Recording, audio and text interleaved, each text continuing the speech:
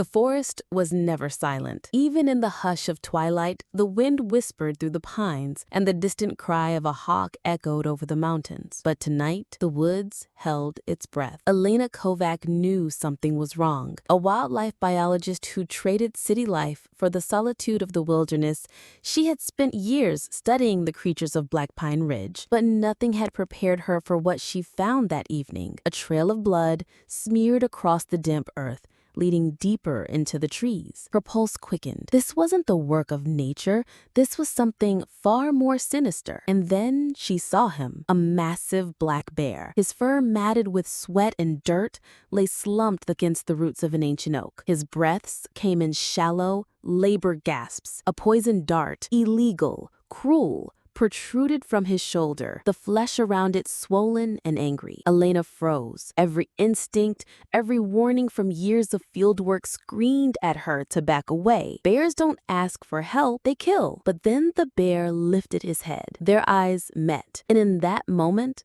Elena saw not a monster, but a creature in agony. A silent plea. Her hands trembled as she unslung her pack. She had no tranquilizers, no proper medical supplies, just a knife, a flask of whiskey, and the frayed remains of her courage. This could get me killed, but she knelt anyway. The bear, Thorn, she named him in her mind, for the jagged scar across his muzzle, let out a low pain groan as she worked the dart free. His muscles tensed, his claws digging into the earth. One swipe, one snap of his jaws, and it would be over. But he didn't move. When the dart finally came loose, Thorn exhaled sharply, his massive body shuddering. For a heartbeat, he simply stared at her, his dark eyes unreadable. Then, with a grunt, he turned and vanished into the trees. She didn't expect to see him again, but 3 days later, she awoke to a sound on her cabin porch. There, glistening in the morning sun, was a freshly caught salmon. No teeth marks,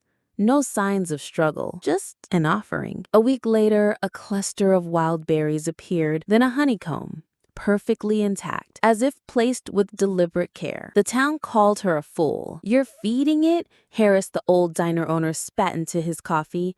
"That's how people die, Kovac." But Elena ignored them. Thorn never came close, never threatened, never lingered. He simply remembered. Then the poachers arrived. She heard their jeep before she saw it, engine growling, tires crushing underbrush, their voices carried on the wind, loud with greed. Bare gallbladders, paws, trophies. Her blood turned to ice. Thorn. That night, she waited on her porch, her father's rifle across her knees, not to shoot Thorn, to protect him. The forest rustled, and then he was there. For the first time, Thorn didn't leave. He sat at the edge of the clearing, watching her, his ears twitching at every distant sound. A twig snapped. Flashlight beams cut through the dark. "There!"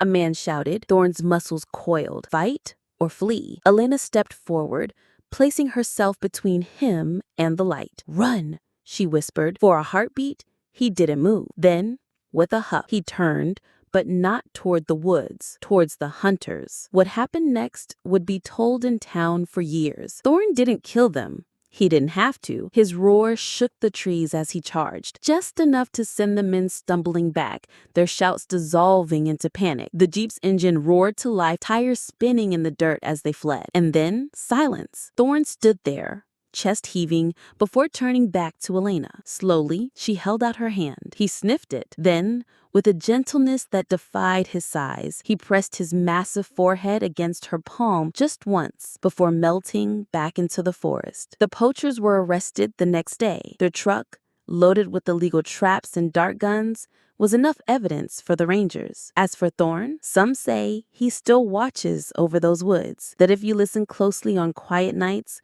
you might hear a deep, contented rumble in the wind. Elena still leaves berries on her porch sometimes.